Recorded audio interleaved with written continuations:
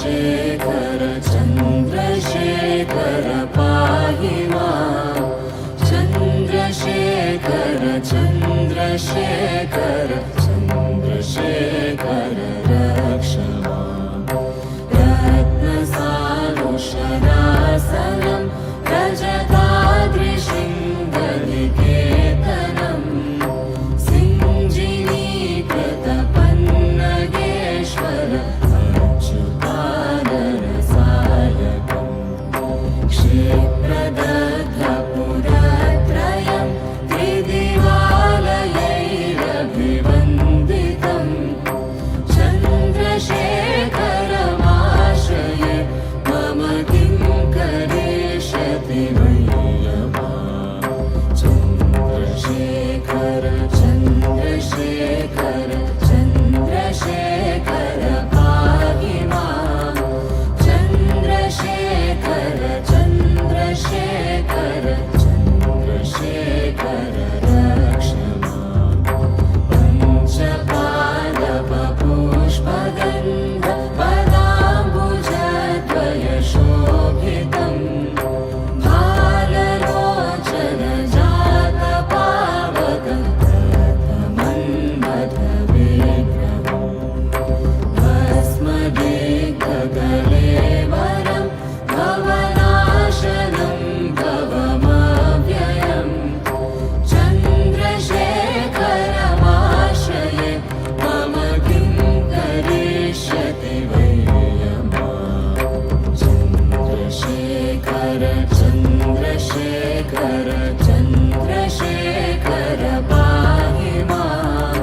चन्द्रशेखर चन्द्रशेखर चन्द्रशेखर रक्ष मत्तवारणमुख्यचर्म कृतोत्तरीयमनोहरं पङ्कजासन पद्मलोचन पूजिताग्रसरोरुहम्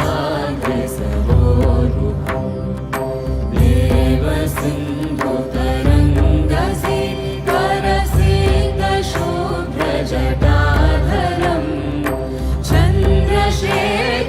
चन्द्रशेखरमाश्रये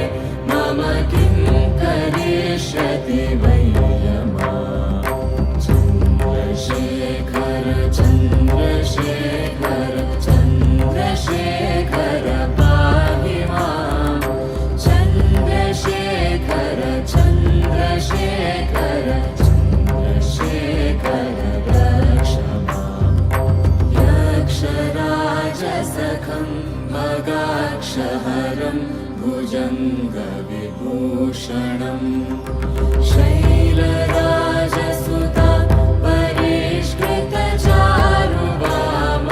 परिष्कृतचारुवामकलेवरं श्वेडनीलगलं परश्वधधारिणं मृगधारिणं चन्द्रशेखरमाश्रये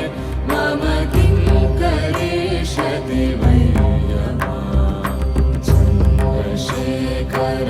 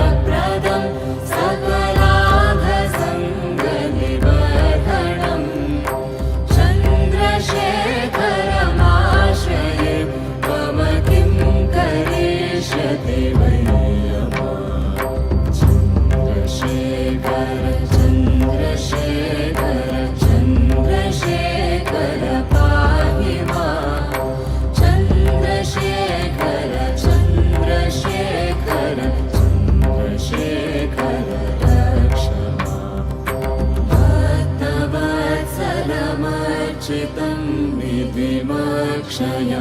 हरिदम्बरम्